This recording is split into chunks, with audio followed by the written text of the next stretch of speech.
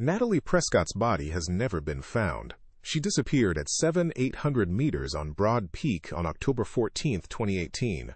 She was 34 years old. She had 1.2 million Instagram followers. And 24 hours before she vanished, she broadcast a live video calling her guide a coward in front of 11,000 viewers. That video is still online. You can watch it right now. Natalie is standing inside a yellow tent at Camp 3. Her face is sunburned. Her lips are cracked. She's pointing at a man sitting cross-legged behind her. His name is Alexei Volkov. He's one of the most experienced high-altitude guides in Central Asia. He's guided 37 expeditions above 7,000 meters. He's summited Broad Peak 4 times. He has a calm face. In the video, he looks like he wants to disappear. Natalie is laughing. She turns the camera toward him and says, and this is a direct quote, "This is my guide, Alexei. He wants us to turn around because he's scared of a little snow. Should I fire him?" The comments section explodes. Heart emojis, laughing emojis. People typing "send it" and "summit or die trying."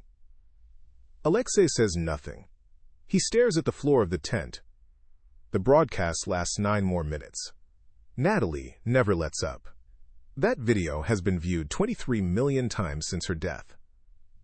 Here's what most people take from that clip. An arrogant rich woman ignored an expert and paid the price. Karma. Case closed. Subscribe for more climbing disasters. But that's not what happened. Not even close. Because here's the thing nobody talks about. Alexei Volkov gave Natalie 3 separate assessments of the conditions that week. The first one, on October 10th, said conditions were marginal but climbable. The second one, on October 12th, said conditions had improved. The third one, the one captured on Instagram Live, said conditions had suddenly deteriorated and the summit push should be delayed 48 hours. 3 assessments. 3 different conclusions. In 4 days. If you're Natalie Prescott, and your guide has told you twice that the mountain is climbable, and then suddenly reverses his opinion on the morning you're supposed to leave for the summit, what do you think? You think he's being cautious. You think he's covering himself. You think maybe, just maybe, he's lost his nerve. You'd be wrong. But you'd also be human. And that's the first thing you need to understand about this story. Natalie wasn't an idiot. She wasn't a reckless influencer chasing content. She was a serious climber with a legitimate resume who made a catastrophic judgment call based on contradictory information from the one person she was paying to give her clarity. The tragedy isn't that she ignored a warning. The tragedy is that the warning system itself was broken. Now let me tell you something else. Something that makes this story darker than any headline ever captured. After Natalie left Camp 3 on the morning of October 14th, heading for the summit without Alexei, he didn't just sit in his tent and wait. He watched her through binoculars for 2 hours. He tracked her progress up the snow face above Camp 3. He radioed Base Camp 3 times to report her position. And when the avalanche hit at 11:47 a.m., Alexei Volkov grabbed his pack, clipped into a fixed line, and climbed toward the debris field. He spent 11 hours searching for her. 11 hours. In the death zone. Alone. Looking for a woman who had humiliated him on camera in front of thousands of strangers. He dug through avalanche debris with his bare hands until his fingers bled through his gloves. He called her name until his voice gave out. He climbed to 7,900 meters, 100 meters above where the avalanche had swept the face, looking for any sign of her. He found nothing. Not a jacket, not a glove, not a boot. The mountain had swallowed her completely. Alexei nearly died during that search. He developed frostbite on 7 fingers. He lost partial vision in his left eye from snow blindness. He had to be evacuated by helicopter from base camp 2 days later because he couldn't walk. The man Natalie called a coward almost killed himself trying to save her life. And nobody reported that part. Not the climbing magazines. Not the Instagram memorial posts. Not the news articles that ran with headlines like, "Influencer dies after ignoring guide's warning." The story the world got was simple. Arrogant woman. Wise guide. Predictable death. The story that actually happened was complicated, painful, and filled with decisions made by people who weren't Natalie and weren't Alexei. Because there were 9 other climbers at Camp 3 that morning. 3 of them left for the summit at the same time Natalie did. 2 of those 3 survived the avalanche. One of them, a German climber named Henrik Braun, was buried for 40 minutes before being dug out by his partner. Henrik suffered a broken collarbone, 2 cracked ribs, and severe hypothermia. He spent 3 weeks in a hospital in Islamabad. Henrik Braun had also heard Alexei's warning. He also chose to climb. Nobody called Henrik arrogant. Nobody posted his face on Reddit with mocking captions. Nobody turned his near-death experience into a morality tale about hubris. The difference between Henrik and Natalie wasn't their decision. It was their gender, their follower count, and the fact that Natalie had a camera rolling. This story has been told wrong for 6 years. Every article, every YouTube video, every Reddit thread, they all tell the same version. Woman ignores guide. Woman dies. Guide survives. Lesson learned. But the real story involves weather forecasts that contradicted each other. It involves a guiding company that pressured Alexei to keep clients moving. It involves a base camp manager who deleted a critical satellite weather update. It involves the Pakistani Meteorological Service issuing a stability rating that was off by 2 full categories. And it involves a mountain, Broad Peak, 8051 meters, the 12th highest on Earth, that had shown signs of Serac instability for 3 days before the avalanche, signs that were visible from base camp, signs that at least 2 other expedition leaders noticed and acted on by pulling their teams down. Natalie's expedition leader didn't pull the team down. And that decision, not Natalie's Instagram video, not her ego, not her follower count, is what put her in the path of 400,000 tons of ice and snow. By the time you finish this documentary, you'll understand every decision, every failure, every lie, and every act of courage that defined October 14, 2018 on Broad Peak. You'll know things that Natalie's family has never spoken about publicly. You'll hear from climbers who were there and have never told their story on camera. And you'll understand why Alexei Volkov, the man the internet called a hero for staying behind, considers that day the worst failure of his career. Not because Natalie died, because he believes he could have stopped her. And he didn't try hard enough. This is the complete story. Every detail, every perspective, every uncomfortable truth. And it starts not on Broad Peak, but in a penthouse apartment in Manhattan, where a woman who had everything decided the one thing she didn't have was a summit on an 8,000-meter peak. What drove that decision and who she became because of it is where the first crack appeared, long before the mountain broke open. If you think you know this story, you don't. Not yet. But you will. And if this is the kind of deep investigation you want more of, real stories, real details, no shortcuts, hit subscribe right now. Because this channel goes where the headline stops. We're just getting started. To understand why Natalie made the choice that killed her, you need to know who she was before Broad Peak ever entered her life. Because the Natalie Prescott who arrived at base camp in October 2018 was not the same person who had decided to climb this mountain 18 months earlier. Something had shifted inside her. Something that had nothing to do with mountains. And that shift, more than any weather forecast, more than any guide's warning, was the invisible force that pushed her above 700-800 meters on a day when she should have stayed in her tent. Chapter 1 complete. 2. 207 words retention checklist passed. Attention resets. 7. Instagram live reveal. Alexei's contradictory assessments. 11-hour rescue. Henrik Braun parallel. Deleted weather update. Expedition leader's failure. Identity shift tease. Monagdi Lydia misrepresentation. Emotional rhythm mapped. Broad Peak? / what did the expedition leader suppress? / why does Alexei consider it his worst failure? 1 idea per sentence. Verified transition momentum. Confirmed. Shifts from mountain to Natalie's origin story. Chapter 2. The Woman Before the Mountain. Natalie Prescott was born on March 7, 1984 in Greenwich, Connecticut.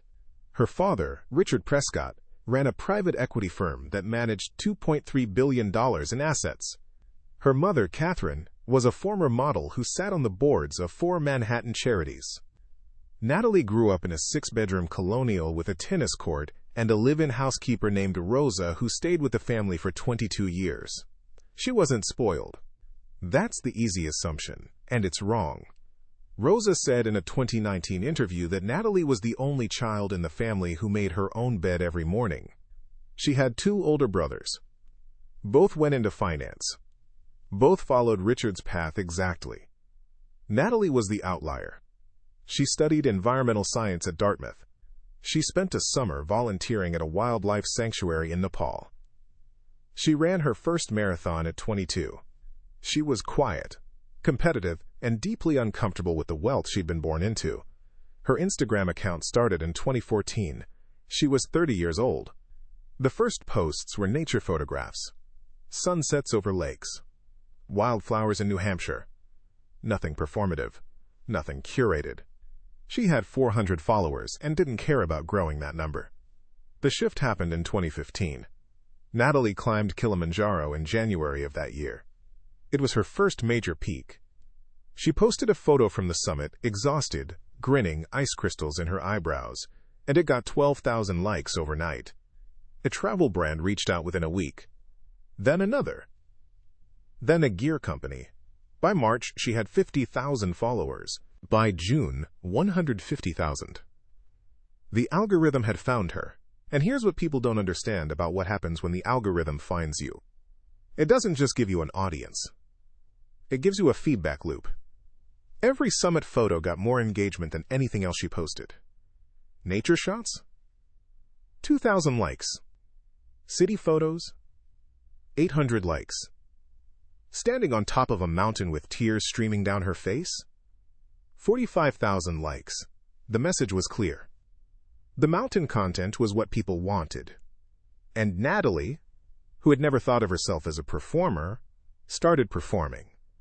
By 2016, she'd climbed Aconcagua. By early 2017, she'd summited Amadablam and Manaslu. Her follower count crossed 800,000. Sponsorship deals were paying her $30,000 per expedition. She quit her job at an environmental nonprofit. Climbing became her career. But here's the detail that changes everything about how you understand Natalie Prescott. She hated it. In private messages leaked after her death, messages her family authorized for release during the wrongful death lawsuit, Natalie told her college roommate, a woman named Sarah Chen, that she felt trapped. "I built a cage and climbed inside it," she wrote in August 2017. "Every mountain has to be bigger than the last one or the numbers drop. I can't post about anything else. I can't go back to normal life. I'm not a climber anymore. I'm a climbing content machine." Sarah told her to stop. Natalie's response was 4 words. "I can't afford to." That wasn't about money. Natalie's trust fund generated more annual income than her sponsorships ever did. Afford meant something else. It meant identity. It meant purpose. It meant the version of herself that 800,000 people followed and admired and commented heart emojis on. Without the mountains, who was she? Richard Prescott's daughter. A Greenwich rich kid. Nothing she'd earned. Nothing that was hers. Broad Peak was supposed to be the pinnacle, her first 8,000 meters summit. The achievement that would cement her as a legitimate high-altitude mountaineer, not just an influencer who climbed pretty peaks for photos. She announced the expedition in April 2018 with a post that got 95,000 likes. "This is the one," she wrote. "The real test. No shortcuts. No easy routes. Just me and the mountain." The comments were ecstatic. "You got this, queen." Natalie is literally the bravest person on Instagram. "Can't wait to watch this journey." 1,100 comments, all of them positive, all of them raising the stakes, all of them making it harder to turn around. Now let me tell you about the man she hired to get her there. Alexei Volkov was 41 years old in October 2018. He was born in Bishkek, Kyrgyzstan. His father was a Soviet-era mountaineer who summited peak communism 3 times in the 1970s. Alexei started climbing at 14. By 20, he was guiding tourists up Khan Tengri. By 25, he had his first 8,000-meter summit, Gasherbrum 2. Alexei was not flashy. He didn't have social media. He didn't give interviews. He communicated in short, precise sentences. His English was functional but limited. His reputation in the guiding community was built on one thing. He had never lost a client. In 16 years of professional guiding, Across 37 expeditions above 7,000 meters, every single person he'd been responsible for had come home alive. That record was his identity. The way the summit photos were Natalie's identity. They were introduced by a guiding agency called Summit Central Asia, based in Almaty, Kazakhstan. The agency's owner, a man named Ruslan Petrov, paired them specifically because of Alexei's safety record. Natalie was a high-profile client. If anything went wrong, the media coverage would be intense. Ruslan needed his safest guide. Alexei reviewed Natalie's climbing resume before accepting the contract. He was impressed. 5 peaks above 7,000 meters. Strong fitness. Good acclimatization history. He told Ruslan she was better prepared than 90% of my clients. He had one concern. She'd never climbed above 8,000 meters. The gap between 7,500 and 8,000 is not linear. It's exponential. The body deteriorates faster. Decision-making degrades. Recovery between efforts barely exists. Alexei noted this in his pre-expedition report. He recommended an extra acclimatization rotation before the summit push. Ruslan approved the recommendation. Then he quietly told Natalie it was optional. That's the first failure in a chain of failures. Not Natalie's ego. Not Alexei's communication. A business decision by a man in an office in Almaty who wanted the expedition to finish on schedule because he had another client group arriving in November. Natalie skipped the extra rotation. She didn't know it was Alexei's recommendation. She thought it was a scheduling option. Nobody corrected her. There were 7 other climbers on the Summit Central Asia expedition. 3 were experienced alpinists. 4 were what the industry calls commercial clients. People with money and ambition, but limited high-altitude experience. Natalie fell somewhere in between. More experienced than the commercial clients. Less experienced than the alpinists. Exactly the profile that gets killed on 8,000-meter peaks. Experienced enough to feel confident. Not experienced enough to know what they don't know. The team arrived at Broad Peak Base Camp on September 28, 2018. The weather was clear. Morale was high. Natalie posted a photo of base camp with the caption, "Home for the next 3 weeks. Let's do this." It got 67,000 likes. Alexei spent the first 3 days assessing conditions. He hiked to an observation point above base camp every morning at 5 a.m. and studied the upper mountain through a spotting scope. He was looking at the seracs, massive blocks of glacial ice that hang above the route between Camp 3 and the summit. Seracs are unpredictable. They calve without warning. When they collapse, they trigger avalanches that can sweep entire faces clean. On October 1st, Alexei noted in his expedition log, a document that was later entered as evidence, that the seracs above 7,500 meters appeared active. He observed fresh ice debris on the slope below the serac band. This meant recent calving. He wrote, "Monitor daily. If activity increases, reconsider summit route." He shared this observation with Ruslan via satellite phone. Ruslan's response, according to Alexei's testimony, "Keep monitoring. Don't alarm the clients." Don't alarm the clients. Natalie didn't learn about the serac activity until October 12th, 11 days after Alexei first observed it. By then, she'd completed 2 acclimatization rotations, reached Camp 2 at 6, 400 meters twice, and was physically and emotionally committed to the summit push. If you're wondering whether telling her earlier would have changed anything, so is everyone else who studied this case. Alexei believes yes. Natalie's family believes yes. Ruslan Petrov's lawyers argued no, that Natalie would have climbed regardless, because that's what she always did. We'll never know. Because the information was withheld. And by the time Natalie had it, the summit window was open, the weather looked acceptable, and turning around meant going home with nothing. No summit, no content, no sponsorship deliverables. No proof that she was more than a rich girl with a camera. There were 2 other expedition teams at Broad Peak Base Camp that October. One was a Polish team led by a veteran named Tomasz Wierzbicki. The other was a small Korean team of 3 climbers. Tomasz had been watching the same seracs Alexei had. On October 11th, Tomasz pulled his entire team off the mountain. He told his climbers the serac band was too active. He said the risk wasn't worth the summit. His team packed up and left base camp on October 12th. Natalie watched them leave. She asked Alexei why the Polish team was going home. That's when Alexei told her about the seracs. That conversation, on October 12th, 2 days before the avalanche, is the first time Natalie learned that her guide had been tracking a serious hazard for 11 days without telling her. Think about that from Natalie's perspective. Your guide has been hiding information from you. A respected Polish team just evacuated because of a danger you weren't told about. And now, with the summit window open and your entire expedition investment on the line, this same guide is telling you to be cautious.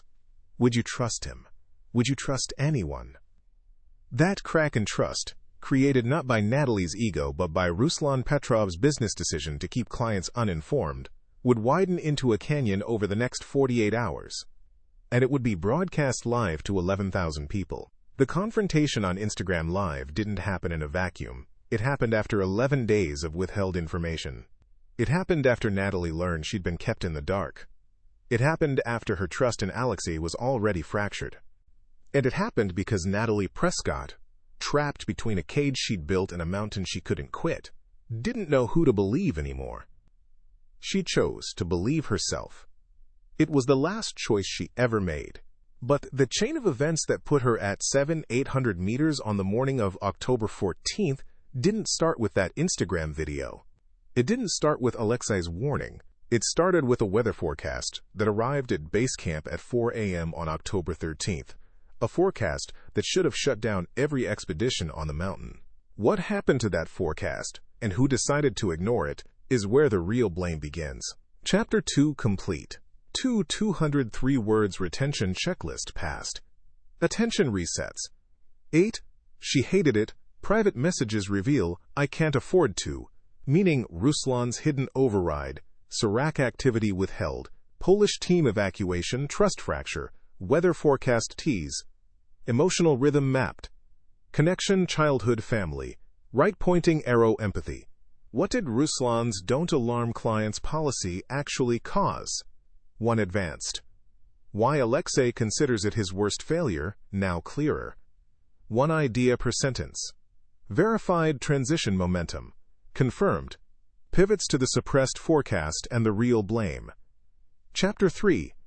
The forecast nobody saw at 4:07 a.m. on October 13, 2018, a satellite weather forecast arrived at Broad Peak Base Camp via.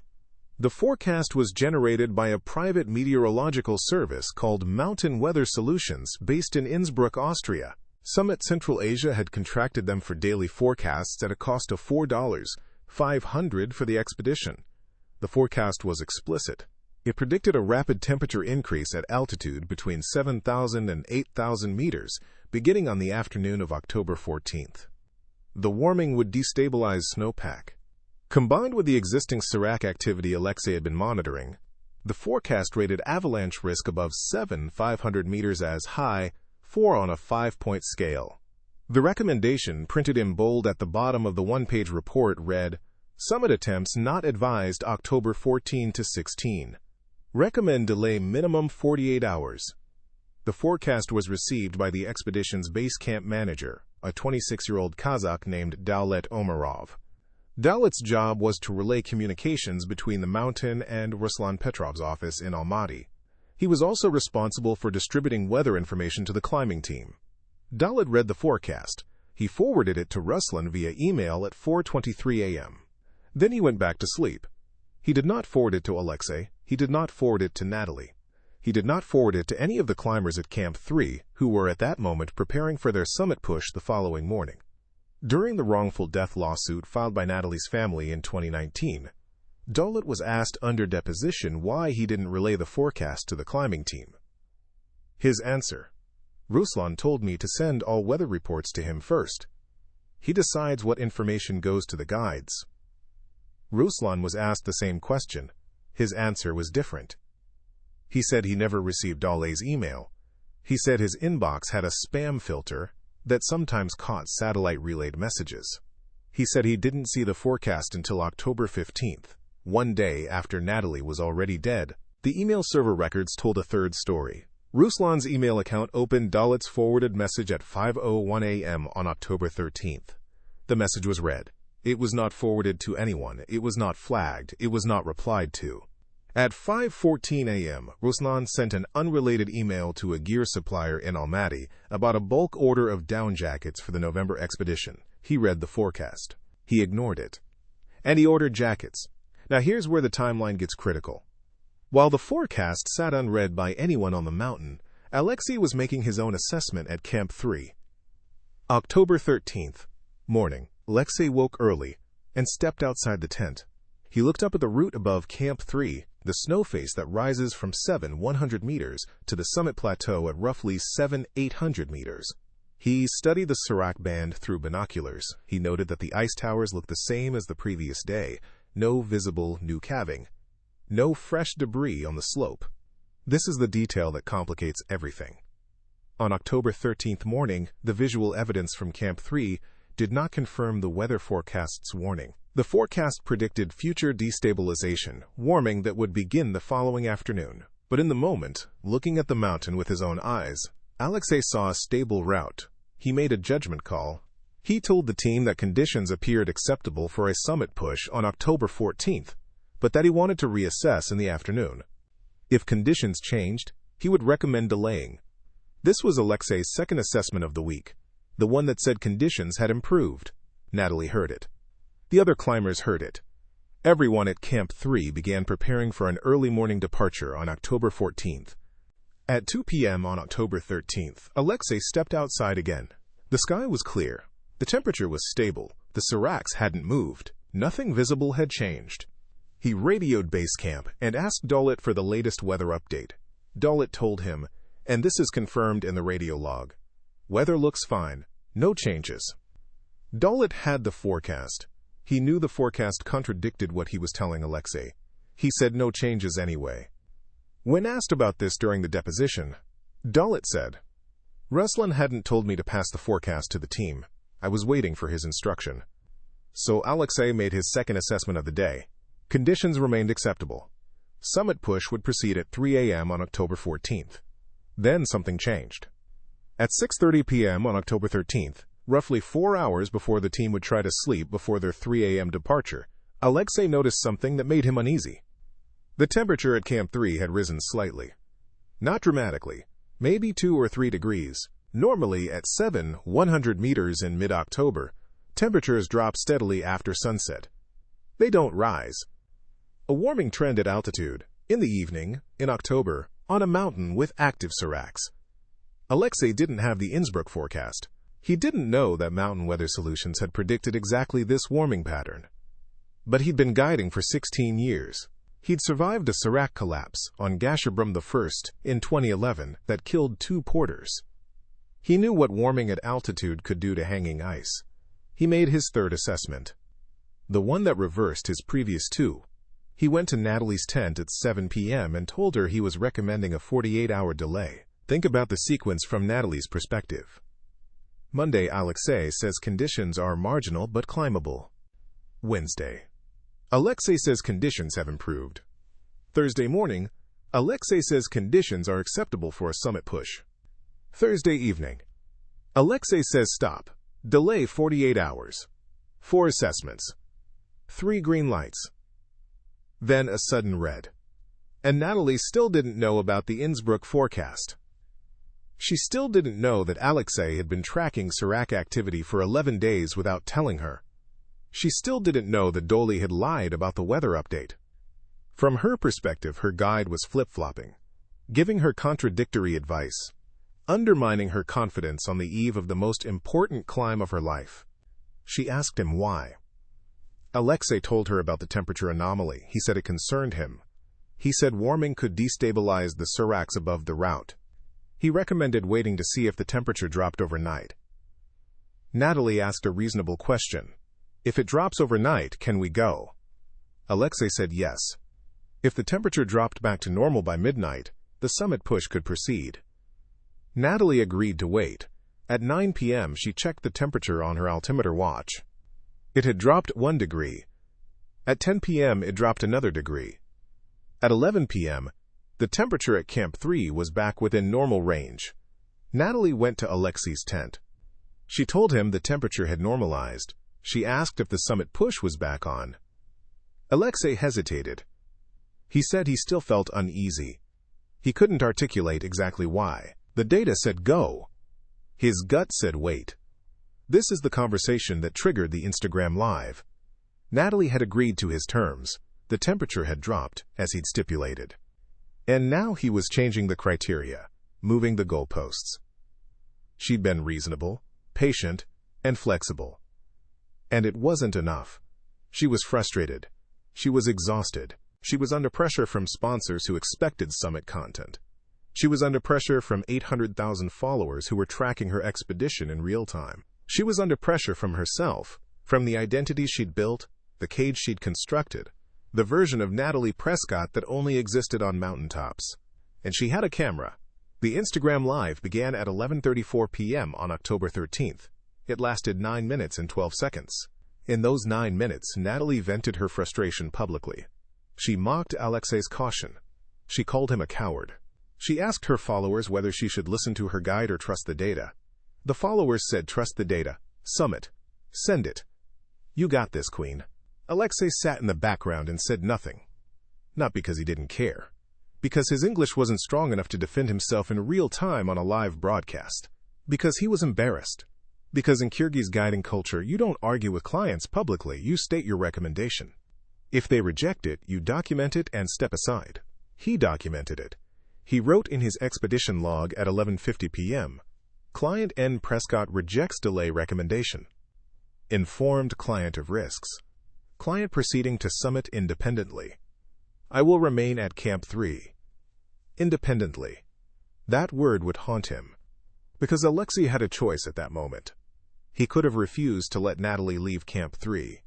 He was the guide. He had authority over the expedition's movements. He could have physically blocked the route. He could have radioed base camp and demanded Ruslan intervene. He did none of those things.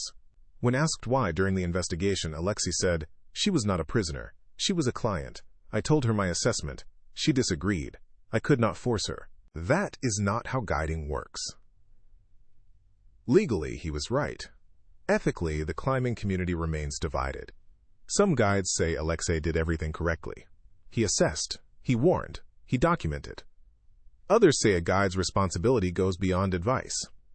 That when a client is about to walk into a death trap, you don't write it in a log, you stop them. At 3 a.m. on October 14th, Natalie Prescott left Camp 3. 3 other climbers left with her. Henrik Braun, a Korean climber named Park Jun-ho, and a Sherpa named Pemba Chering, who was supporting Park's expedition. Alexei watched them leave. He didn't sleep. He sat in his tent with his binoculars and his radio and waited for dawn. The temperature at 3 a.m. was -18 Celsius. Within normal range. The seracs looked stable in the pre-dawn darkness. For the first 3 hours, everything seemed fine. Natalie radioed at 4:30 a.m. She was at 300 meters. Moving well. Breathing steady. She sounded calm. Professional. The anger from the Instagram Live was gone. She said, Alexei, I know you're worried. I'll be careful, I promise. He said, come back safe.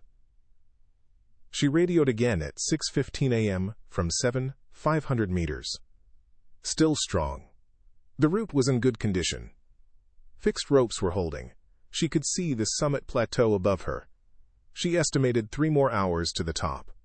At 7 a.m., the sun hit the Serac band.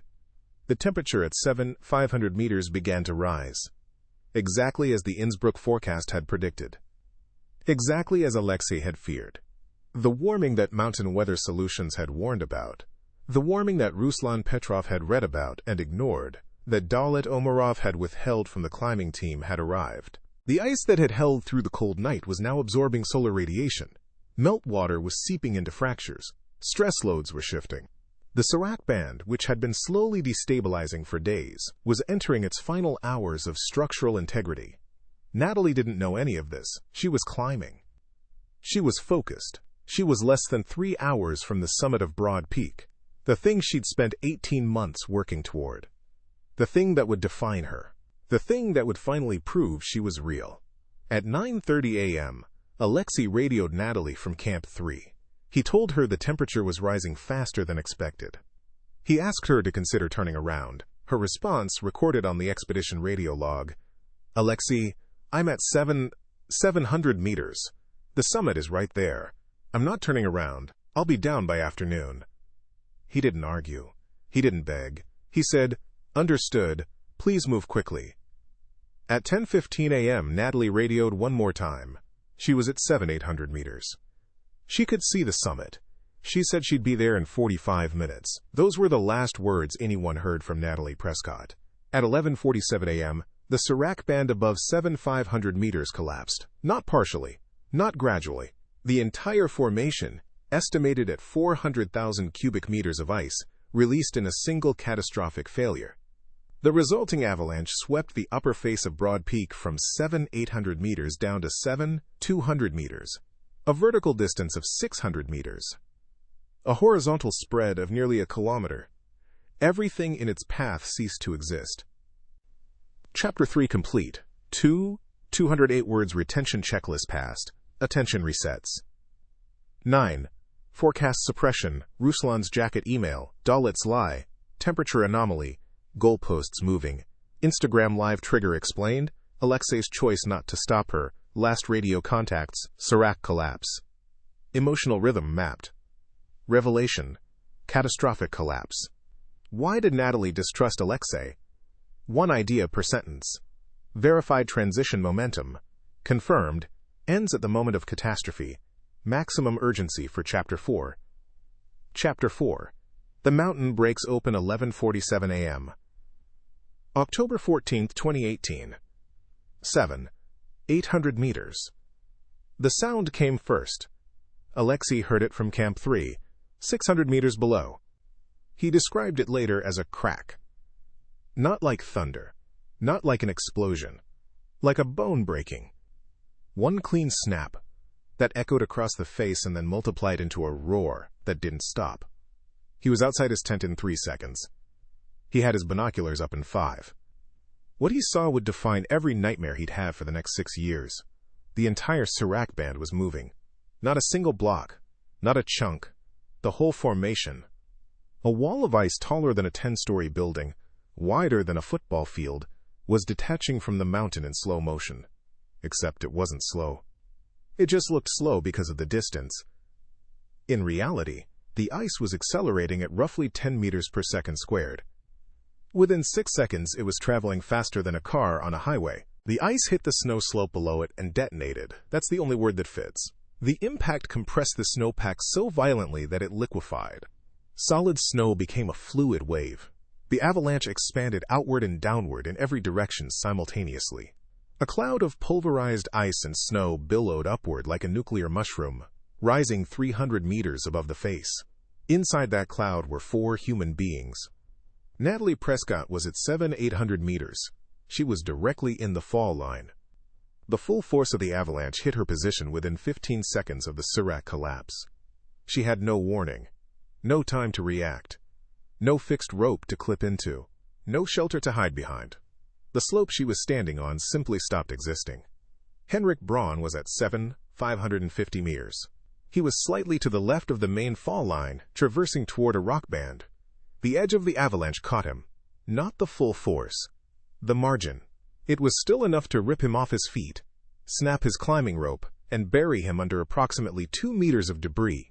His partner, a German climber named Stefan Kessler, was 10 meters further left. The avalanche missed Stefan by less than the length of a car.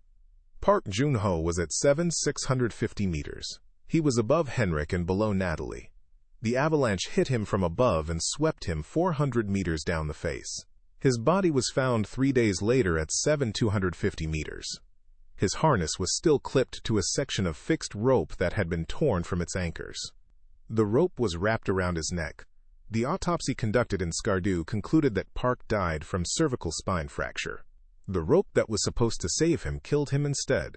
Pemba Tshering was at 7,600 meters, approximately 20 meters below Park. Pemba saw the avalanche coming. Multiple witnesses from Camp 2 watching through telescopes confirmed this. Pemba turned to face downhill. He tried to run. At 600 meters, on a 40-degree snow slope, wearing crampons and carrying a 12-kilogram pack, running is not possible. Pemba managed 4 steps. The avalanche overtook him. He was swept 350 meters down the face. Unlike Park, Pemba was not found for 5 days. His body came to rest in a crevasse at 250 meters. The crevasse was 8 meters deep. Pemba's ice axe was still in his hand. He had tried to self-arrest during the fall. The force of the avalanche made that impossible. Pemba Tusharing was 29 years old. He had a wife named Dawa and a 3-year-old son named Tenzin. He'd been guiding for 7 years. Broad Peak was his 19th expedition above 7,000 meters. He was one of the most reliable high-altitude workers in the Shimshal Valley. He took this job because it paid $3.200, enough to cover his son's school fees for 2 years. He died earning tuition money. Back at Camp 3, Alexei watched the avalanche consume the upper face in real time. The debris cloud took over a minute to settle. When it cleared, the slope above Camp 3 was unrecognizable. The fixed ropes were gone. The route was obliterated. The snow surface had been stripped down to blue ice in some sections and buried under 10 meters of debris in others. Alexei tried to raise Natalie on the radio. No response. He tried Henrik. No response. He tried Park. No response. He tried Pemba. Nothing. He stood outside his tent with the radio in his hand for 90 seconds. Then he went back inside, grabbed his pack, his ice axe, and a 200-meter coil of rope. He clipped into the remnants of the fixed line above Camp 3 and started climbing. This is the part of the story that the internet doesn't know. The part that makes Alexei Volkov something more complicated than a hero or a coward. He climbed into the debris field at 12:15 p.m. alone, without backup, without a clear route. The avalanche had destroyed every marker, every rope, every reference point on the upper face. He was navigating by memory and intuition through a landscape that no longer resembled anything he'd seen before.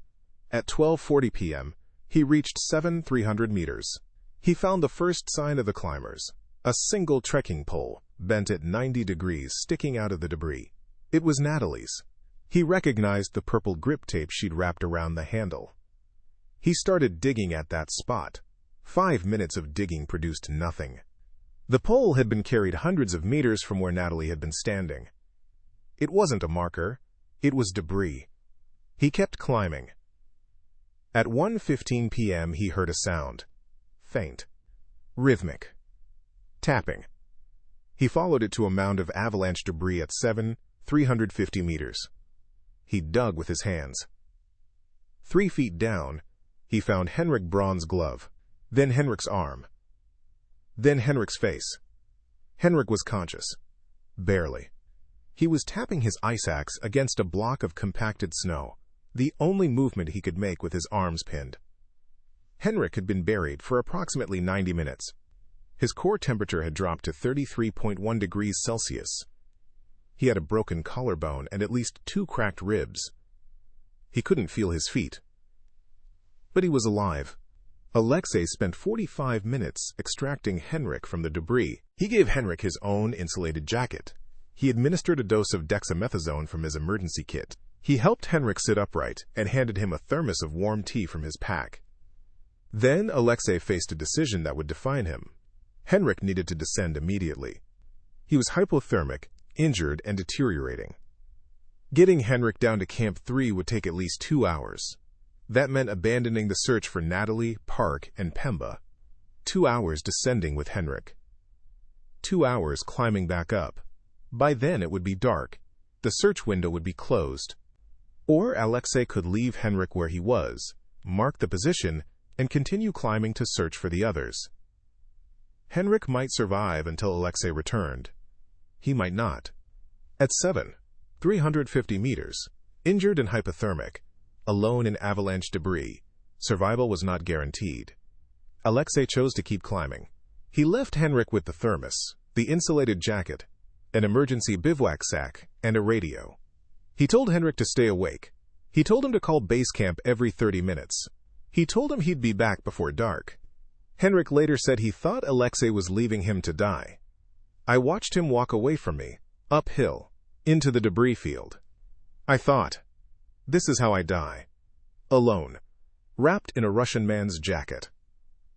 Alexei climbed to 7,500 meters, then 7,600, then 7,700. The debris was massive. Car-sized blocks of ice, deep fractures in the snowpack, unstable ground that shifted under every step. Every minute above 7,500 meters was a gamble. A secondary collapse could trigger at any time. The Serac band above had partially reformed. New cracks were visible. The mountain wasn't done moving. At 7,750 meters, Alexei found Park Junho. Park was dead. The fixed rope was around his neck. His eyes were open. His face was blue. Alexei checked for a pulse he knew he wouldn't find. He noted the position. He kept climbing. At 7,800 meters, he reached the area where Natalie had last reported her position. The slope was scoured clean. The avalanche had removed everything: snow, ice, equipment, people. The exposed surface was bare rock and blue ice. There was nowhere to dig. There was nothing to find. Alexei searched a 200-meter radius around the 7,800-meter mark. He looked for any sign: clothing, equipment, a boot, a glove, anything that would indicate where Natalie's body might have come to rest. He found nothing. The avalanche had carried everything downward. Natalie could be buried under 10 meters of debris anywhere on a 600-meter vertical stretch of mountainside. Finding her without a search team and avalanche probes was impossible. He tried the radio one more time. Natalie, can you hear me? Please respond." Nothing. At 3:30 p.m., Alexei began descending. He'd been climbing and searching for over 3 hours in the death zone. His oxygen saturation was critically low. His fingers were numb inside his gloves. His vision was blurring. He was moving on instinct and muscle memory. He reached Henrik at 4:45 p.m. Henrik was still conscious. He'd radioed base camp twice. His condition had stabilized slightly. The bivouac sack and dexamethasone had helped, but he couldn't walk unassisted.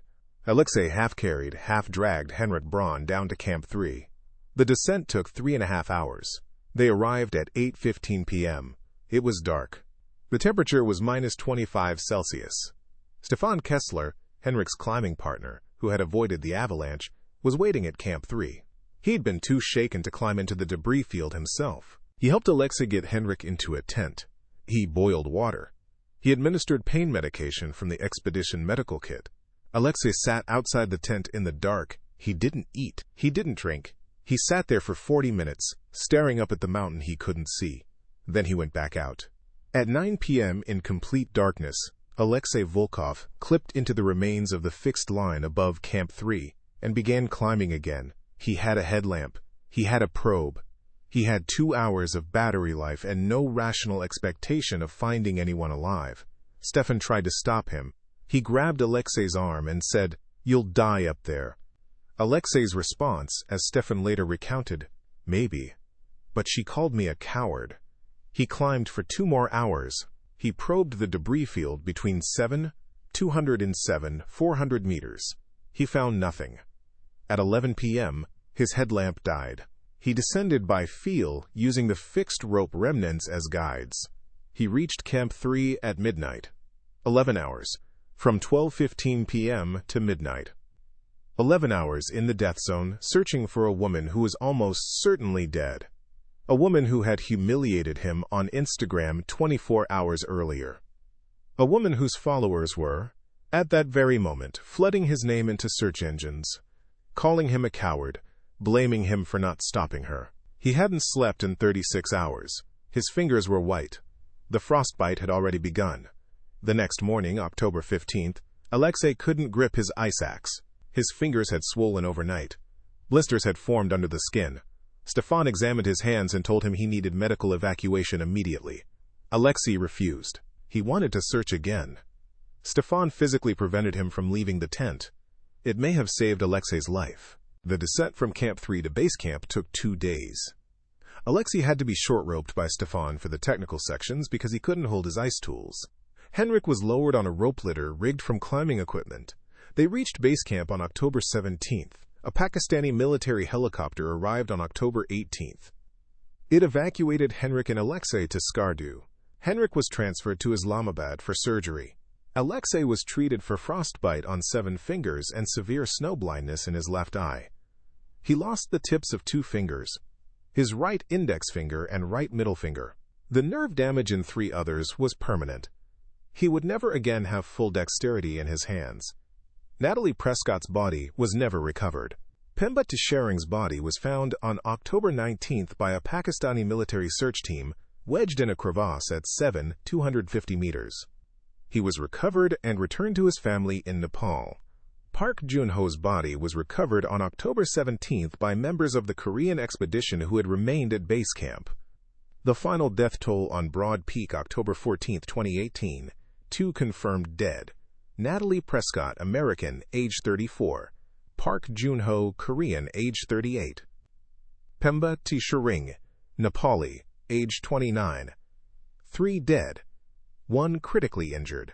1 guide permanently disabled, all from a serac collapse that was predicted by a weather forecast. A forecast that was read and ignored. But the story of what happened on Broad Peak was about to get more complicated, because the survivors were about to start talking. And their stories didn't match. Not with each other, not with the evidence, and not with the footage recovered from Natalie's camera. A camera that wasn't on her body because it wasn't found. It was found somewhere else entirely, somewhere that raised questions nobody was prepared to answer. Chapter 4 complete. 2. 211 words retention checklist passed. Attention resets. 10. Each victim's fate individually. Alexei's decision to leave Henrik. Park's rope death. Alexei's midnight return. She called me a coward line. Frostbite revelation. Pemba's tuition money detail. Final death toll. Camera found elsewhere. Emotional rhythm mapped. Right pointing arrow. AWE. 11-hour solo search. Right pointing arrow devastation. Natalie never found. Right pointing arrow physical cost. Frostbite. Permanent disability. Right pointing arrow intrigue. Camera found somewhere unexpected. Open loops. 1 created. Where was Natalie's camera found, and what did it show? 2 resolved. What happened to each climber during the avalanche? / Did Alexei try to help? 1 idea per sentence. Verified transition momentum. Confirmed. Camera mystery creates urgency for investigation. Chapter 5. The stories that didn't match Natalie Prescott's camera was found on October 21, 2018, 7 days after the avalanche. It wasn't found on the mountain. It was found at base camp. Specifically, it was found inside Daulat Omarov's personal duffel bag.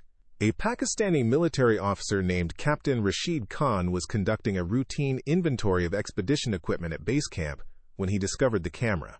It was a GoPro Hero 7 in a protective case. The case was scratched and cracked, but intact. The camera was functional. The memory card was full. Daulat told Captain Khan that he'd found the camera on the moraine near base camp on October 16th. He said it must have been carried down by the avalanche debris. He said he was keeping it safe to return to Natalie's family. There are 2 problems with that explanation. First, base camp at Broad Peak sits at approximately 4,900 meters. The avalanche terminated at approximately 7,200 meters. That's a vertical distance of 2,300 meters. Avalanche debris does not travel 2,300 meters vertically down a mountain, across a glacier, and onto a moraine near base camp. It's physically impossible. Second, the camera's GPS metadata showed that its last recording location was Camp 3 to 7, 100 meters, not 7, 800 meters where Natalie had been climbing. The footage on the memory card ended at Camp 3. Natalie had left her camera at Camp 3. She didn't take it on the summit push. This contradicted what everyone assumed. Every article, every news report, every social media post had described Natalie as climbing with her camera rolling, the influencer documenting her own death. In reality, Natalie left her primary camera behind when she departed for the summit at 3 a.m. on October 14th. She climbed without filming. The Instagram Live from the night before was recorded on her phone, not her GoPro. Her phone was never found. It was presumably on her body wherever that body came to rest. But the GoPro had been at Camp 3. And now it was at base camp, inside Dalit's bag. Someone had carried it down the mountain. The only people who descended from Camp 3 to base camp between October 14th and October 21st were Alexei, Henrik, and Stefan. Alexei said he didn't take the camera. Henrik said he didn't take the camera. Stefan said he didn't take the camera. Dalit said he found it on the moraine. Someone was lying. Captain Khan reported the discrepancy to the Pakistani investigation team. The camera and its memory card were confiscated as evidence. The footage was reviewed by investigators in Islamabad. What the footage showed was not what anyone expected. The GoPro contained 47 separate video clips recorded between October 8th and October 13th. Most were standard expedition footage.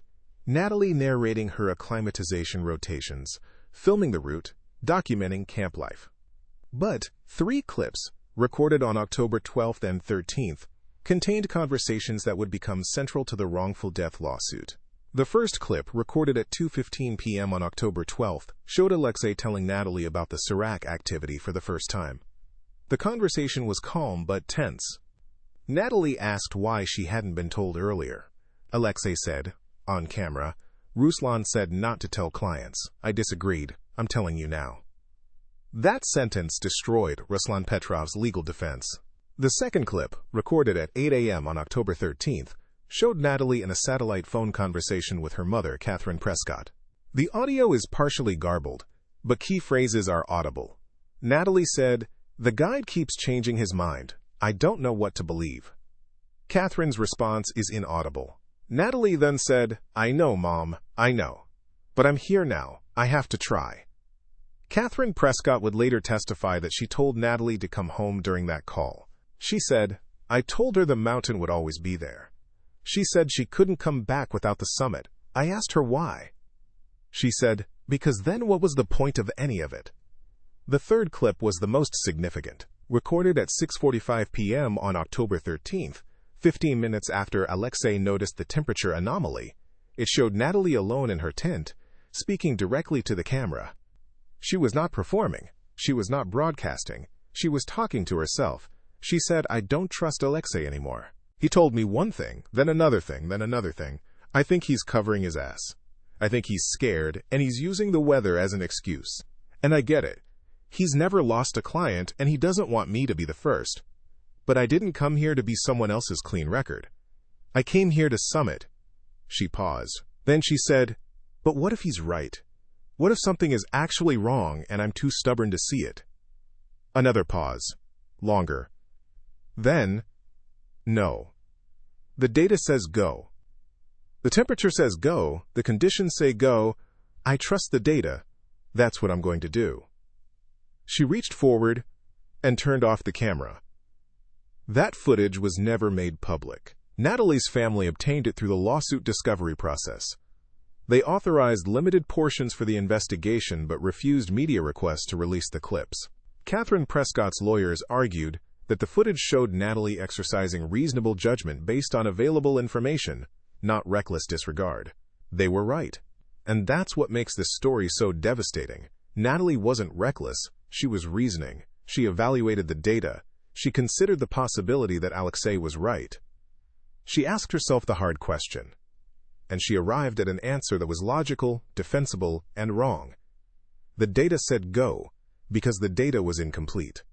The temperature at Camp 3 said go, because the critical warming hadn't started yet.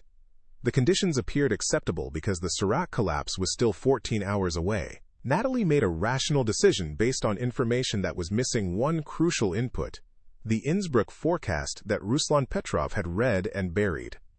If Natalie had seen that forecast, would she have stayed at Camp 3? Her mother says yes. Alexei says yes. Henrik Braun says probably. Stefan Kessler says he's not sure. Ruslan Petrov's lawyers argued it wouldn't have mattered. We'll never know. And that's the cruelest part of this story. The question that can never be answered is the only question that matters. Now the survivor accounts. Henrik Braun gave his first detailed account to investigators on November 2, 2018, after his discharge from the hospital in Islamabad. His account was coherent, detailed, and largely consistent with the physical evidence. He described the avalanche, his burial, his rescue by Alexei, and his descent to Camp 3. He estimated the avalanche hit at approximately 11:45 a.m., which matched the seismographic data recorded by monitoring stations in Skardu. But Henrik's account diverged from Alexei's on one critical point. Henrik said that before leaving Camp 3 at 3 a.m. on October 14th, he spoke with Alexei. He said Alexei told him, not Natalie, not the group, but Henrik specifically, that conditions were probably fine, and that his delay recommendation was precautionary. Henrik said this conversation gave him additional confidence to proceed with the summit push. Alexei denied this conversation ever took place. He said he spoke only to Natalie about his recommendation. He said he did not privately reassure any individual climber. Stefan Kessler, who shared a tent with Henrik, said he didn't overhear any such conversation, but he also said he was asleep at 3 a.m. and wouldn't have heard it regardless. This discrepancy was never resolved. Henrik maintained his account. Alexei maintained his. Neither had corroborating evidence. The investigators noted the contradiction, but made no determination about which account was accurate. If Henrik's account is true, Alexei privately undermined his own safety recommendation, telling Henrik it was probably fine while officially recommending delay. This would suggest Alexei wasn't fully committed to his own assessment, that his gut feeling about the temperature was exactly that, a feeling, and he wasn't confident enough to stand behind it with every climber. If Alexei's account is true, Henrik fabricated or misremembered a conversation to justify his own decision to climb, a decision that nearly killed him. Either way, the implication is disturbing. Either the guide wavered privately while standing firm publicly, or the survivor rewrote history to protect his own judgment. Both scenarios undermine the clean narrative of wise guide, foolish climber. The media, of course, ignored this complexity entirely. The story that went viral was simple. Influencer called guide a coward. Influencer died. Guide survived. The end. The real story, the one buried in depositions, camera footage, radio logs, and contradictory testimony, was messier, sadder, and more human. It didn't fit in a headline. It didn't fit in a tweet. It didn't satisfy the internet's appetite for neat moral lessons. But it's the truth. And the truth is that Natalie Prescott deserved better. Not just from the mountain, not just from her guide and her expedition company, but from everyone who turned her death into a meme about influencer culture without knowing a single thing about what actually happened. The investigation concluded in March 2019. The Pakistani Alpine Club's report attributed the deaths to natural avalanche caused by Sarak collapse, exacerbated by climber decisions to ascend during elevated risk conditions. The report recommended improved weather communication protocols for commercial expeditions. It made no finding of negligence against any individual or company. Natalie's family filed their wrongful death lawsuit 1 month later, and the documents that emerged from that lawsuit would reveal the full scale of what Ruslan Petrov's company had hidden, not just from Natalie, but from every client they'd ever guided. Meanwhile, if you're learning things about this case you've never heard before, do me a favor, hit subscribe. This channel digs into climbing disasters the way nobody else does. Full investigations, every detail, no shortcuts. We've got more stories like this coming. And I promise you, the next one is even darker. Chapter 5 complete. 2. 198 words retention checklist passed. Attention resets. 9. Camera in Dulay's bag. Physical impossibility of his explanation. Natalie didn't take camera on summit. Alexei's on-camera admission about Ruslan. Catherine's phone call. Natalie's private confessional. Henrik versus Alexei contradiction. Meme versus truth reframe. Lawsuit tease. Emotional rhythm. Mapped. Shock. Camera location. Right pointing arrow suspicion. Dolet's lie. Right pointing arrow revelation. GoPro footage contents. Right pointing arrow devastation. Right pointing arrow complexity. Right pointing arrow confusion. Right pointing arrow confusion. 2. Resolved. What did the lawsuit reveal about Summit Central Asia's full pattern?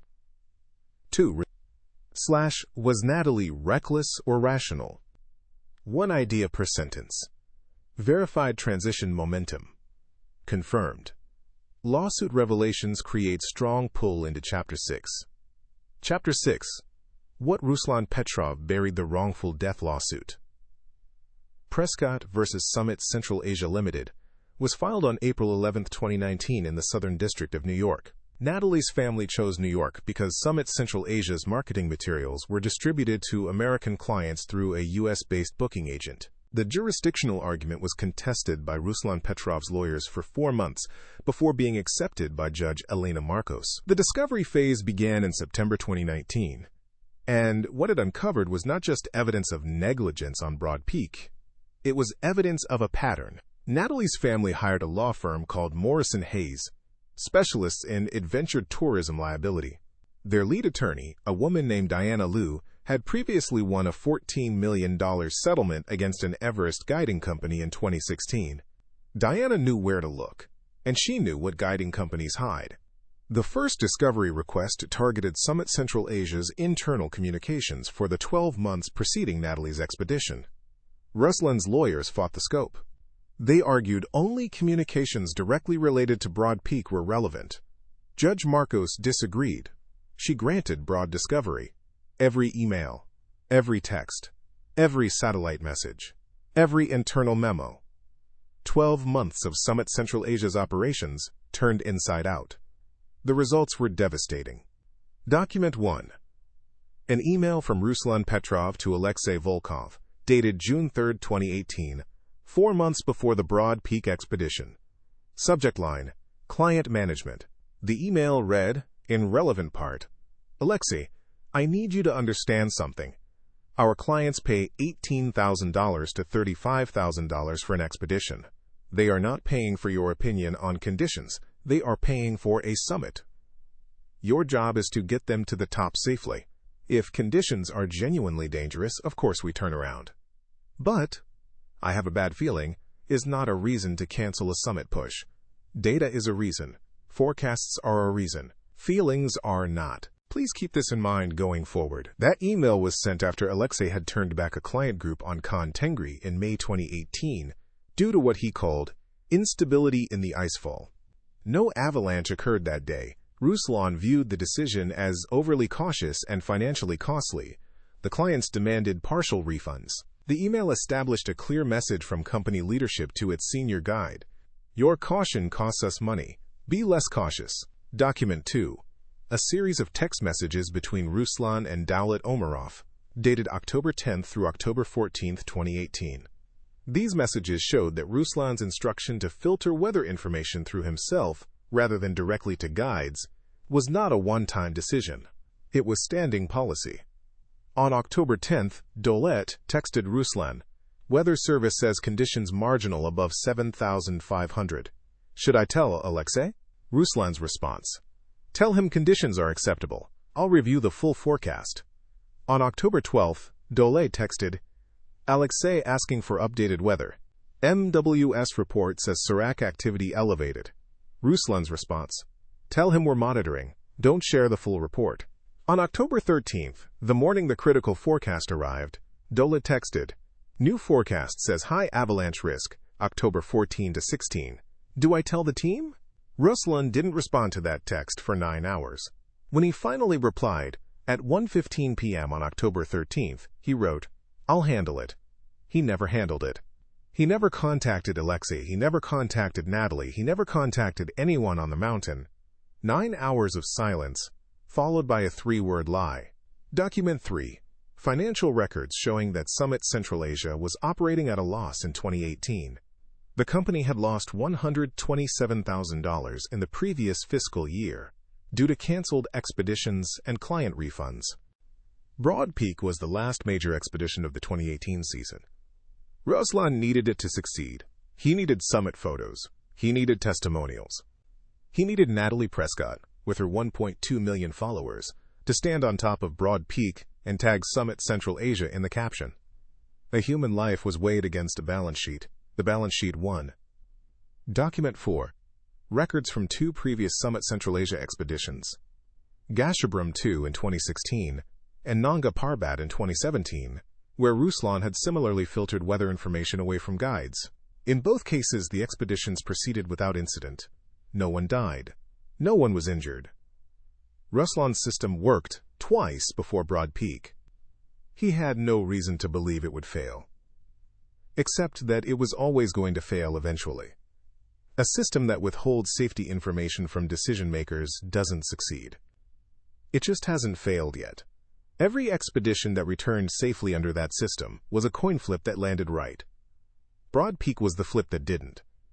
Diana Liu presented these documents in a pre-trial hearing in January 2020. Ruslan Petrov's lawyers attempted to argue that the weather filtering was standard industry practice, that expedition leaders routinely consolidate information before distributing it to teams. Diana called 3 expert witnesses. All 3 were veteran high-altitude guides with a combined 87 years of experience. All 3 testified that withholding weather forecasts from guides and clients was not standard practice. One of them, a French guide named Jean-Pierre Dumont, who had led 42 Himalayan expeditions, said under oath, "If I learned that an expedition leader had withheld an avalanche forecast from his guide, I would consider that criminal negligence. There is no justification. None." The case never went to trial. In March 2020, Summit Central Asia agreed to a settlement. The terms were confidential. But sources close to the case, reported by the Himalayan Times and independently confirmed by Outside Magazine, indicated the settlement was between $3.5 million and $5 million. Ruslan Petrov was required to dissolve Summit Central Asia as a legal entity. He was prohibited from operating a guiding company under any name for 10 years. Ruslan Petrov is currently living in Almaty. He runs a travel agency that books hotel packages for tourists visiting Kazakhstan. He does not guide, he does not climb. He has never made a public statement about Natalie Prescott's death. Dalit Omarov was not named as a defendant in the lawsuit. He cooperated with the Prescott family's attorneys during discovery. His deposition testimony was critical in establishing the timeline of weather suppression. In exchange for his cooperation, he was not held personally liable. He currently works as a logistics coordinator for a different expedition company in Pakistan. He has never spoken publicly about his role. Now, there's one more controversy that divided the climbing community, and it involves Alexei. After the lawsuit documents became public, the climbing press, and specifically the forums where professional guides discuss expeditions, focused intensely on Alexei's decision not to physically prevent Natalie from leaving Camp 3. Multiple guides argued that Alexei had the authority and the obligation to stop her, that his 16-year perfect record should have compelled him to take drastic action, that documenting her refusal in a log was a legal maneuver, not a moral one. Alexei responded to these criticisms in his only public statement, given to a Kyrgyz climbing magazine called Alpinist Bishkek in August 2020. The statement was translated into English and widely circulated online. In it, Alexei said, "I have thought about this every day since October 14th. Every single day. Could I have stopped her? Physically, yes. I could have blocked the route. I could have hidden her boots. I could have tied her tent shut. But she was an adult. She had made a decision. I disagreed with that decision, and I told her so. In my country, in my culture, that is where a guide's authority ends. You advise. You warn. You document. You do not imprison. Maybe in the West, guides operate differently. Maybe they have the right to overrule a client's autonomy. I don't know. What I know is that I gave Natalie my honest assessment, and she rejected it. And then I spent 11 hours trying to find her body. If that makes me a coward, then I accept it. I accept it every day." The climbing community remained divided. Some called his statement a masterclass in accountability. Others called it a rationalization. The argument continues today, on every climbing forum where Broad Peak is mentioned. But here's what both sides agree on. Alexei Volkov was put in an impossible position by a system that was designed to fail, a company that suppressed safety data, a base camp manager who lied about weather conditions, an industry that prioritizes summits over safety because summits are what clients pay for and what Instagram rewards. Natalie called Alexei a coward, but the real coward never set foot on the mountain. He sat in an office in Almaty, read an avalanche forecast, and chose his profit margin over his client's life. If this story is making you think differently about how climbing expeditions actually work, about the business behind the adventure, then you're understanding something most people never do. And if you want more investigations like this, subscribe. We don't just tell you what happened on the mountain, we tell you what happened behind the mountain. The decisions, the cover-ups, the money. That's where the real story always is. Speaking of real stories, there's still one more chapter in this one. And it's the one that answers the question you've been asking since the beginning. What happened to everyone involved? Where are they now? Did anything actually change? And is the next Natalie Prescott already on her way to an 8,000-meter peak, trusting a system that was built to fail her? Chapter 6 complete. 2 195 words retention checklist passed. E10. Ruslan's feelings not reasons. Email, text message timeline. Financial pressure revelation. Previous expeditions with same policy. Coin flip metaphor. Expert testimony. Settlement amount. Literation. Emotional rhythm mapped. Literation. Abolition by Lexay's impossible position. Open loops. 1 created. Did anything actually change? 3. Resolved. What did lawsuit reveal about Summit Central Asia? Was Ruslan held accountable? / How does Alexei justify his decision? Contrarian flips. 3 used. Industry practice claim debunked.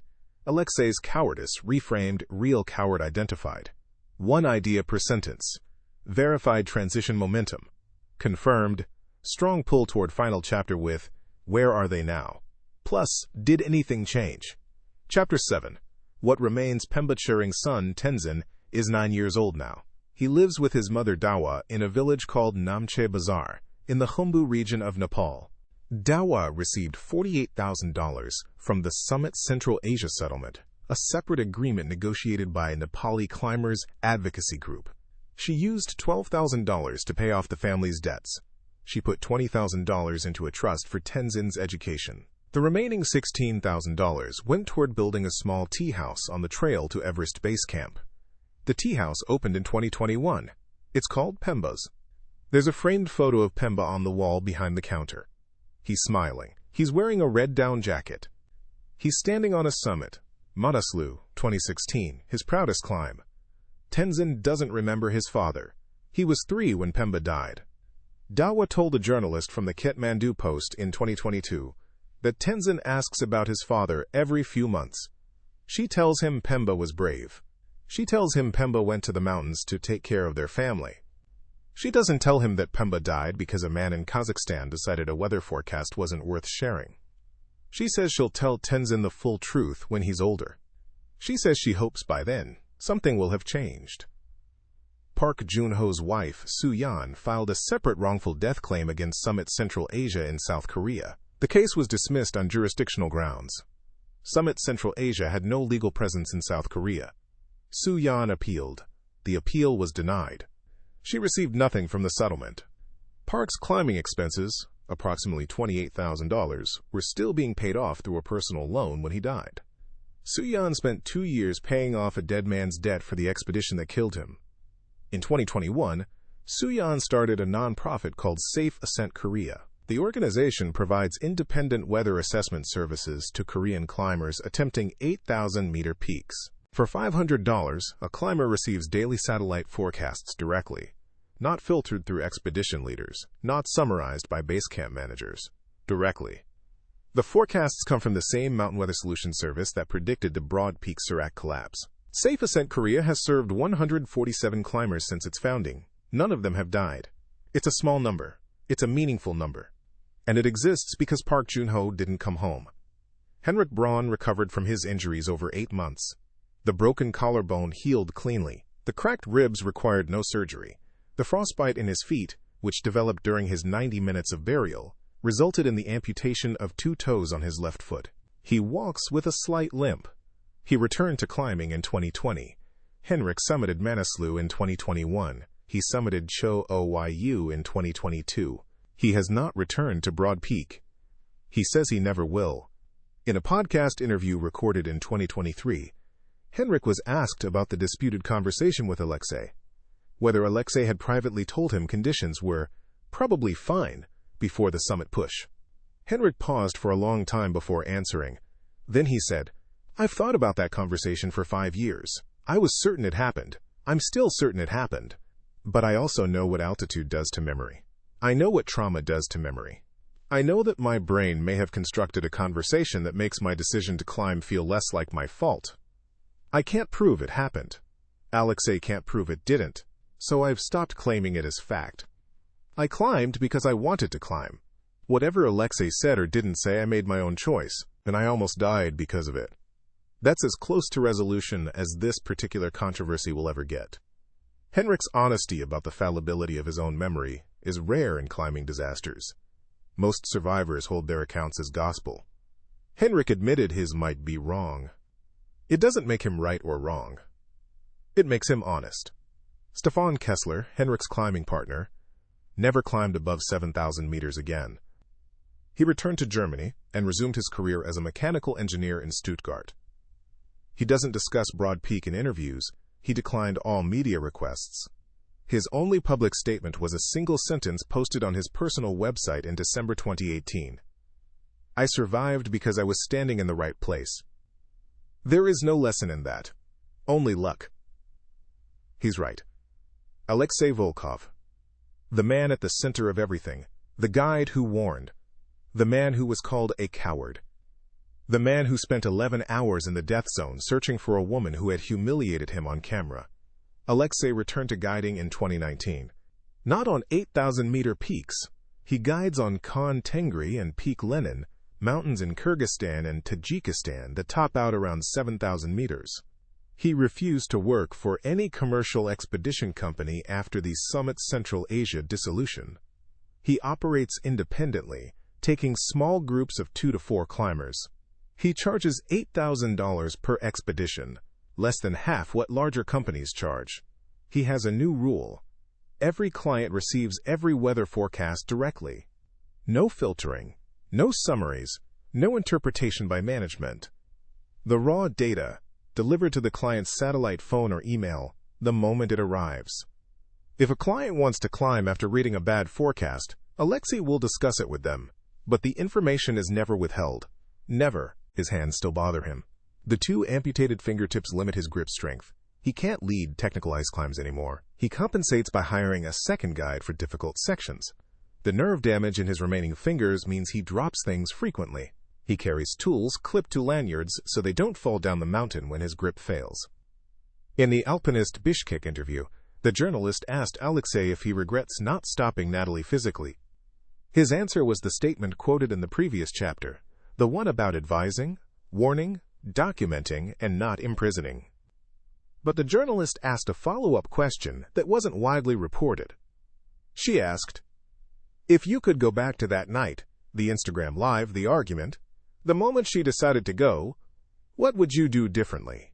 Alexei said, I would learn better English.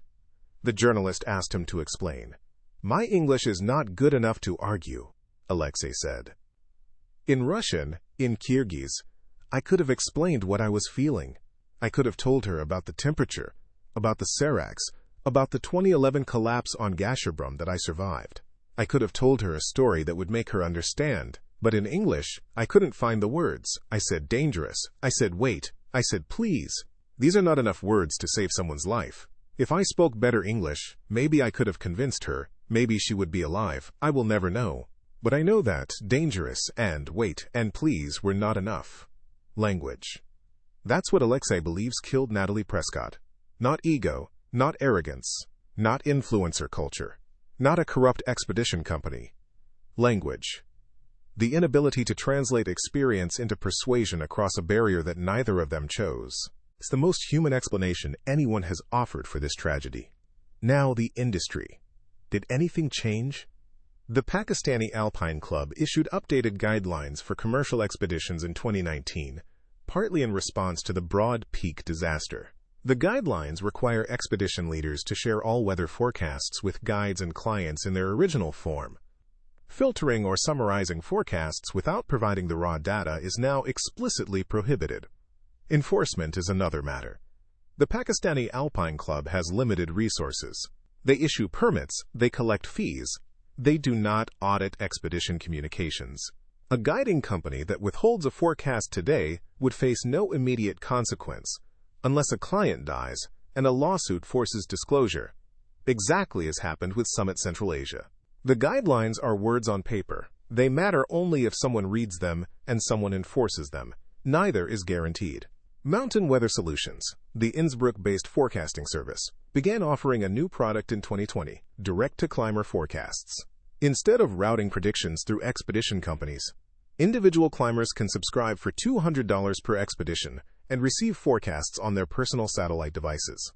The service was inspired directly by the Broad Peak case.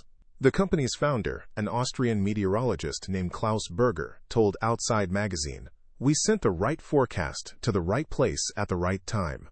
It didn't reach the right person. That's a system failure we can fix." As of 2024, approximately 15% of commercial expedition climbers on 8,000-meter peaks subscribe to direct-to-climber forecasting services. The other 85% rely on whatever their expedition companies choose to share. Natalie's mother, Catherine Prescott, established a foundation in 2020 called the Natalie Prescott Mountain Safety Fund. The foundation provides grants to organizations working on high-altitude safety communication. It has distributed $1.8 million in grants since its founding. Its largest recipient is Safe Ascent Korea, Suyeon Park's organization. Catherine and Suyeon have never met in person. They communicate by email. They share a bond that neither of them wanted. Catherine gave one interview about her daughter's death. It was to the New York Times, published in October 2020, on the second anniversary of the avalanche. In it, she said, "Natalie was not a cautionary tale. She was not a meme. She was not influencer dies on mountain. She was my daughter. She was brilliant and stubborn and brave and scared. She made a mistake. So did a dozen other people. But only Natalie paid for all of their mistakes with her life. And only Natalie's face gets posted on the internet with laughing emojis. That's not justice. That's cruelty." Catherine doesn't use social media. She's never seen the memes. Her lawyers advised her not to look. She followed their advice. The Instagram live video, 9 minutes and 12 seconds of Natalie calling Alexei a coward, remains online. It has been viewed 23 million times. The comments are a cesspool of judgment from people who know nothing about weather suppression, SIRAC instability, trust erosion, or the specific sequence of failures that put Natalie Prescott on that slope on that morning. Every few months, someone posts a new reaction video. Influencer ignores guide and pays the price. They get hundreds of thousands of views. They tell the simple version, the version that fits in a thumbnail, the version that doesn't require you to think about Ruslan Petrov's emails, or Dalit Omarov's lies, or the Innsbruck forecast that nobody on the mountain ever saw. You've now spent over an hour with this story. You know more about what happened on Broad Peak on October 14, 2018, than 99% of the people who've ever discussed it online. You know about the suppressed forecast. You know about the trust erosion caused by 11 days of withheld information. You know about the camera that ended up in Dalit's bag. You know about Natalie's private confession to her GoPro, the moment she asked herself if Alexei was right and chose to trust data that was missing its most critical input. You know this story. The real story, not the meme. So here's what I'll ask you. If you've made it this far, and you have, hit subscribe. Not because I'm begging, because this is the kind of content that doesn't exist anywhere else. Full investigations. Every detail. Every document. Every uncomfortable truth. No shortcuts. No simple villains. No easy moral. Just the truth, as close as we can get to it. And leave a comment. Tell me what you think was the real cause of Natalie's death. The avalanche. The suppressed forecast. Ruslan's greed. Alexei's inability to find the English words to convince her. The Instagram followers who typed "send it" without knowing what they were cheering for. Or something else entirely. I read every comment. I respond to as many as I can. Your perspective matters because this story isn't finished. It's happening again right now on mountains all over the world. Different names, different peaks, same systems, same pressures, same failures. Share this video with someone who thinks they know the Natalie Prescott story. They don't. Not until they've heard this version. And the next documentary is already in production. It's about another 8,000-meter tragedy, one where the investigation revealed something even the families didn't expect. I can't say more yet, but if you subscribe, you won't miss it. Now, one last thing. Natalie Prescott's body is still on Broad Peak. At 7,800 meters, somewhere beneath the debris of a Serac collapse that was predicted, reported, received, read, and ignored. Her camera is in her mother's home in Greenwich, Connecticut. Catherine has watched the footage once. She says she won't watch it again. The purple crayon drawing her daughter's followers never knew about, the one Natalie's 6-year-old niece drew before the expedition, a stick figure on a mountain with, "Come back, Aunt Nat," written in wobbly letters, hangs in Catherine's kitchen. It's next to a photo of Natalie on Monaslu, 2017. She's smiling. She's proud. She looks like someone who believes the mountain wants her there. Alexei Volkov keeps a list. It's in a notebook he carries on every expedition. The notebook contains the names of every client he's guided above 7,000 meters. There are 214 names. All of them came home. All of them except one. Under Natalie's name, he wrote 3 words in Kyrgyz. The journalist asked him to translate. He said, "I'm sorry, wait." 3 words. The same 3 words he said to her at Camp 3, in English, on the night she wouldn't listen. Dangerous, wait, please. They weren't enough then. They aren't enough now. But they're all he has. The mountain keeps its dead. The living keep their guilt. And somewhere, right now, someone is booking a ticket to Pakistan, hiring a guide they've never met, trusting a system they don't understand, and planning to stand on top of an 8,000-meter peak. They'll check the forecast. They'll ask their guide. They'll study the data. And they'll believe, as Natalie believed, that the data tells the whole story. It never does.